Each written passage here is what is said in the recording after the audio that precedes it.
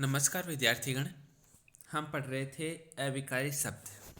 अविकारी शब्द के अंतर्गत हमने क्रिया विशेषण के बारे में पढ़ा था। क्रिया विशेषण की परिभाषा और उसके भेद हमने पढ़े थे। आज हम पढ़ेंगे संबंध बोधक अविकारी शब्द। संबंध बोधक अविकारी शब्द किसको कहते हैं? वाक्य में जिन शब्दों द्वारा संज्ञा, सर्वनाम अथवा अन्य शब्दों के परस्पर संबंधों का पता चलता है उन्हें संबंधबोधक अव्यय कहते हैं। अब इसमें देखो, परिभाषा को समझो कि संज्ञा, सर्वनाम और अन्य जो शब्द होते हैं उनके आपस में जो संबंध होते हैं ना, तो संबंध होंगे, उन संबंध को बताने वाले जो अव्यय होते हैं उन्हें कहते हैं संबंधबोधक अव्यय। तो आप समझ गए होंगे, जैसे संबंधबोधक के नाम से ही हम जान सकते हैं कि संबंधबोधक में क्या नाम आ रहा है? संबंध नाम आ रहा है। तो संबंध क्या करेगा? दो को जोड़ेगा, आपस में संबंध बनाएगा। तो संज्ञा, सर्वनाम है, इनका संबंध जो अव्यय शब्द बताते हैं उन्हें क्या कहते हैं? संबंधबोधक अव्यय कहते हैं। तो वाक्य में जिन शब्दों द्वारा संज्ञा, सर्वनाम अथवा अन्य शब्दों के परस्पर संबंधों का पता चलता है कि संज्ञा, सर्वनाम ये हैं, इनका संबंध किसके साथ में उन संबंधों का पता चलता है उन्हें क्या कहते हैं? संबंधबोधक अव्यय कहते हैं। उदाहरण देखिए, जैसे छत के ऊपर पुनीत बैठा है। छत के ऊपर पुनीत बैठा है। पुनीत कहाँ बैठा है? छत के ऊपर। अब पुनीत का संबंध कहाँ से बता रहा है? छत से बता रहा है कि पुनीत छत पे बैठा है। तो इसका संबंध कौन बता रहा है? ऊपर शब्द बता रहा है। तो ऊपर क्या हो गया? संबंधबोधक अव्यय हो गया। दूसरा उदाहरण देखिए, चाकू के द्वारा तरबूज काटो। चाकू के द्वारा तरबूज काटो। तो तरबूज काटा जा रहा है किससे? चाकू से। इसका संबंध कौन बता रहा है? द्वारा शब्द बता रहा है। तो ये द्वारा शब्द क्या हो गया? संबंधबोधक अव्यय हो गया। तो दो के बीच में जो संबंध बताता है और जो अव्यय संबंध बताता है उसको कहते हैं संबंधबोधक अव्यय। तो ये दोनों उदाहरण हैं। इसके माध्यम से आप परिभाषा को समझ गए होंगे कि पुनीत का संबंध किससे बताया जा रहा है? छत से बताया जा रहा है कि पुनीत है वो छत के ऊपर है। तो ऊपर शब्द है, ये संबंध बता रहा है। तो ये क्या हो गया? संबंधबोधक अव्यय हो गया, अविकारी शब्द हो गया, है ना। अव्यय और अविकारी शब्द एक ही तो होते हैं। इन्हें अव्यय कहा जाता है और इन्हें ही अविकारी शब्द भी कहा जाता है। चाकू द्वारा तरबूज काटो। तो चाकू का संबंध तरबूज से बताया जा रहा है कि तरबूज को काटा जा रहा है किससे? चाकू से। तो यहाँ पर ये द्वारा शब्द है, ये क्या है? संबंधबोधक अव्यय है, क्योंकि यही द्वारा शब्द है वो तरबूज और चाकू के मध्य क्या कर रहा है? संबंध बता रहा है। तो ये द्वारा शब्द यहाँ पर क्या हो गया? संबंधबोधक अव्यय हो गया। उपयुक्त वाक्य में प्रथम वाक्य में के ऊपर शब्द पुनीत और छत का, द्वितीय वाक्य में के द्वारा शब्द चाकू और तरबूज का परस्पर संबंध जोड़ते हैं। तो ये क्या हो गए? संबंधबोधक अव्यय हो गए। इसी प्रकार से शब्द आएंगे जैसे सहित, साथ, कि वह पिताजी के साथ बाजार गया। दाएं बाएं, उसने न दाएं देखा न बाएं देखा। रहित, बाद, वह बाद में कार्य कर लेगा। बिना, वह बिना पूछे चला गया। पहले, वह पहले ही चला गया था। समेत, पर्यंत, वह जीवन पर्यंत मेहनत करता रहा। निकट, उसका घर विद्यालय के निकट ही है। ऊपर, ऊपर का यहाँ पर बताया गया है। नीचे, कि वह नीचे वाले फ्लोर पर रहता है। बाहर, वह बाहर चला गया। वह भीतर बैठा है। आगे, वह आगे खड़ा है। पीछे, वह पीछे खड़ा है। वह विरुद्ध, वह उसके विरुद्ध खड़ा है। तो इस प्रकार से जो ये सारे शब्द आएंगे, इनसे हम क्या बना सकते हैं? वाक्य बना सकते हैं। और वाक्य बनाएंगे तो हमें क्या होगा? वाक्यों से हम इस प्रकार के उदाहरण बना सकते हैं। इन्हीं शब्दों से इस प्रकार के वाक्य बना करके हम उदाहरण बना सकते हैं। और इन शब्दों से ही हम समझ सकते हैं कि संबंध बोधक अव्यय किसे कहते हैं। तो वाक्य बनाओ। वाक्य बनाने पर इन ये जो शब्द दिए गए हैं, इन सभी शब्दों से आपको क्या बनाने हैं? वाक्य बनाने हैं। तो इन सब, तो आपको ये संबंध बोधक अव्यय के जो शब्द हैं, जितने भी शब्द दे रखे हैं, ये सारे याद हो जाएंगे। कौन कौन शब्द याद हो जाएंगे? कि साथ, सहित, दाएं बाएं, रहित, बिना, पहले, समेत, पर्यंत, निकट, ऊपर नीचे, बाहर भीतर, आगे पीछे, विरुद्ध। ये जितने भी शब्द दे रखे हैं ना, ये सारे आपको याद हो जाएंगे। तो संबंध बोधक का अव्यय समझ में आ गया होगा आपके। आगे चलते हैं।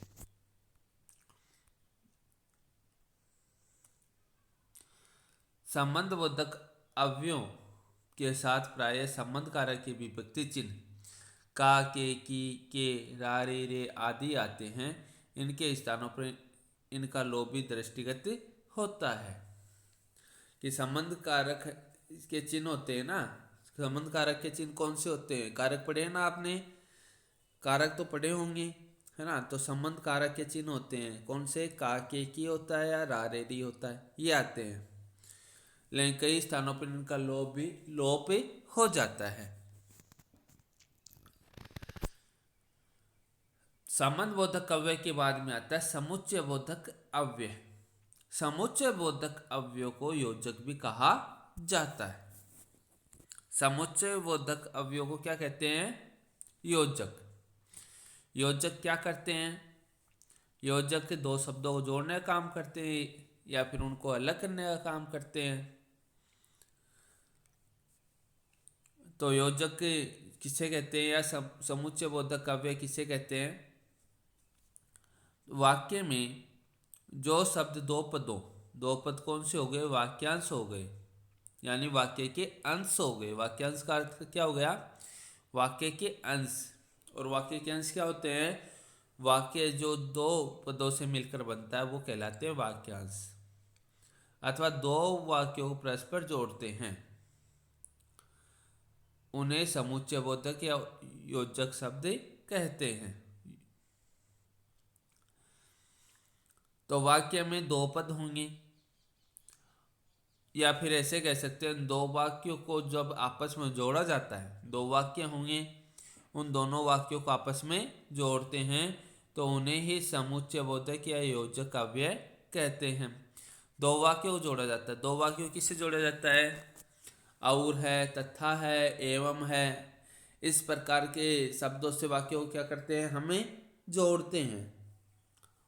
और लगा करके भी जोड़ते हैं, तथा लगा कर भी जोड़ते हैं, एवं लगा कर जोड़ते हैं। तो ये शब्द लगा करके वाक्यों को जोड़ा जाता है और इन्हीं शब्दों को क्या कहेंगे? समुच्चय बोधक अव्यय कहेंगे। आ गया होगा आपकी समझ में। जैसे कपिल और संदीप सो रहे हैं। अब कपिल, अब अकेले कपिल की बात आती तो क्या कहते? कि कपिल सो रहा है। यदि अकेला संदीप की बात आती तो क्या कहते हैं? संदीप सो रहा है। लेकिन यहाँ पर कपिल और संदीप दोनों की बात एक ही वाक्य बना दिया। तो एक दोनों का अलग अलग वाक्य न बना करके क्या बना दिया? एक ही वाक्य बना दिया। और शब्द कौन सा जोड़ दिया? और जोड़ दिया। और शब्द से इन दोनों शब्दों को जोड़ दिया गया है। अब वाक्य तो फिर एक बन गया, कपिल और संदीप सो रहे हैं। आज सोमवार है। इसलिए बाजार बंद है। अब इस वाक्य में आज सोमवार है, एक वाक्य तो यहीं पर ही खत्म हो गया। दूसरा बाजार बंद है, दूसरा यहाँ पर, लेकिन इन्हीं दो वाक्यों को एक बनाने के लिए योजक शब्द जोड़ दिया गया है। कौन सा योजक शब्द जोड़ दिया? इसलिए योजक शब्द जोड़ दिया गया है। अब इसमें इसलिए जो योजक शब्द जोड़ा है उससे ये दोनों वाक्य मिलकर के एक ही वाक्य बन गया है। अब आप वाक्यांश तो समझ गए होंगे। वाक्यांश क्या होते हैं? जो वाक्य के अंश होते हैं, जो दो वाक्य होते हैं, दोनों वाक्यों को योजक से जोड़ दिया जाता है तो वो क्या बन जाता है? एक वाक्य बन जाता है। यदि इन दोनों का हम अलग अलग लिखते हैं कि आज सोमवार है और उसके नीचे लिख देते बाजार बंद है, तो कितने वाक्य बन जाते हैं? दो बन जाते हैं। लेकिन इन दोनों को हमने एक बनाने के लिए योजक शब्द से जोड़ दिया। कौन से योजक शब्द से जोड़ दिया? इसलिए शब्द से हमने जोड़ दिया। तो ये क्या हो गया? समुच्चय बोधक अव्यय हो गया। अब बात आती है समुच्चय बोधक अव्यय के भेद की, कि कितने भेद होते हैं समुच्चय बोधक अव्यय के। तो समुच्चय बोधक अव्यय के तीन भेद होते हैं। कितने भेद होते हैं? तीन। तीन कौन से हो गए? संयोजक। संयोजक तो क्या कहते हैं? जोड़ने वाले को कहते हैं संयोजक। संयोजक तो क्या करते हैं? दो वाक्यों को जोड़ते हैं। विभाजक, विभाजक क्या करते हैं? विभाजित करते हैं। विकल्प सूचक, विकल्प सूचक होते हैं, वो विकल्प को प्रस्तुत करते हैं, विकल्प बताते हैं। जैसे संयोजक की बात करते हैं अपन, तो संयोजक तो क्या करते हैं? दो वाक्यों को जोड़ने का काम करते हैं। दो वाक्यों, पदों अथवा शब्दों को जोड़ने वाले को संयोजक कहते हैं। कि जो दो वाक्य होंगे या पद होंगे या फिर शब्द होंगे, उनको जो जोड़ा जाएगा उसको क्या कहते हैं? संयोजक कहते हैं। तो दो वाक्यों को, दो शब्दों को जोड़ने का काम कौन से शब्द करते हैं? तथा से जोड़ा जाता है कि वह अच्छा लड़का है तथा ईमानदार भी है, और वह विद्या जाता है और पढ़ता भी है, एवं जो कि वह मेहनती है, जो कि मेहनत करता है। कि इस प्रकार के शब्द होंगे जो क्या करेंगे? दो वाक्यों को जोड़ने का काम करेंगे। जो दो वाक्यों को जोड़ने का काम करते हैं, या पदों को जोड़ने का काम करते हैं, या दो शब्दों को जोड़ने का काम करते हैं, उसी को क्या कहते हैं? संयोजक कहते हैं। और संयोजक शब्द कौन से होंगे? तथा, और, एवं, जो कि ये सारे संयोजक शब्द होंगे। समझ गए होंगे संयोजक शब्द। अब दूसरा आता विभाजक। विभाजक किसको कहते हैं? दो वाक्यों अथवा वाक्यांशों की विभिन्नता प्रकट करने वाले शब्दों को विभाजक कहते हैं।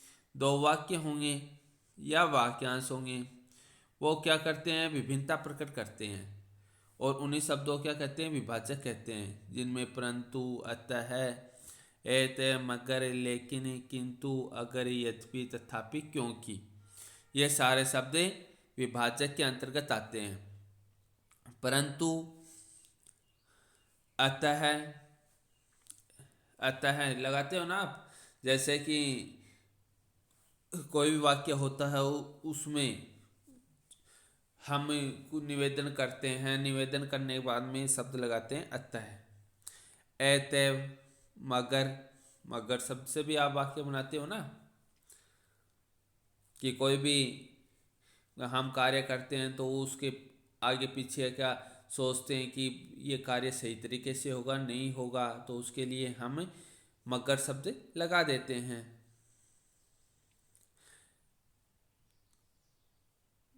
जैसे कहा जाए कि आपको शादी में जाना है, तो आप क्या कहते हो? शादी में चले जाएंगे, मगर मेरी तो एग्ज़ाम है, मेरी तो परीक्षा है, मैं कैसे जा पाऊँगा, है ना। लेकिन लेकिन शब्द से भी आप वाक्य बनाते हो ना, कि वह अच्छा पढ़ता है लेकिन अब उसके नंबर इतने नहीं आए जितने आने चाहिए थे। तो लेकिन शब्द से क्या बनाते हो आप, वाक्य बनाते हो। किंतु अगर अगर कोई कार्य नहीं होगा तो मैं आज आपके पास आ जाऊंगा।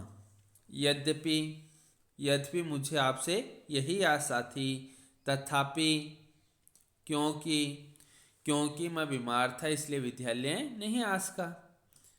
विद्यालय क्यों नहीं आ सका, क्योंकि मैं बीमार था। तो क्योंकि शब्द से भी आप क्या करते हो, वाक्य बनाते हो। तो ये सारे शब्द ऐसे शब्द हैं जो विभाजक का कार्य करते हैं, है ना। विभाजक मतलब विभिन्नता प्रकट करना। विभाजक का अर्थ क्या हो गया, विभिन्नता प्रकट करना।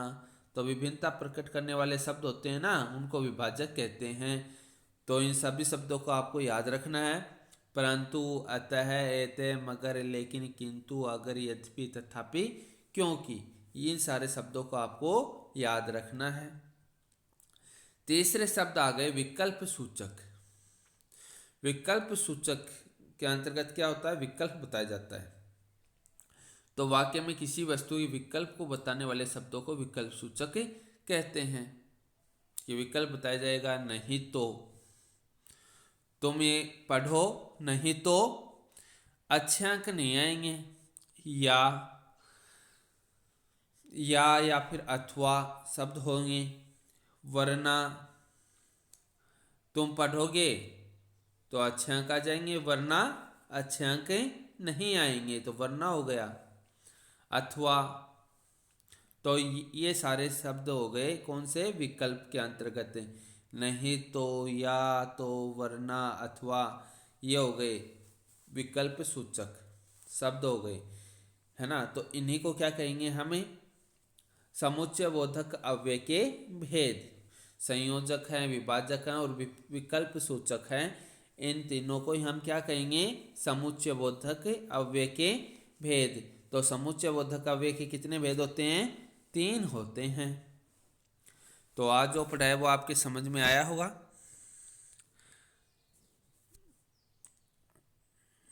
आज हमें इतना ही पढ़ेंगे, कल पढ़ेंगे विस्मयादि बोधक अव्यय। धन्यवाद।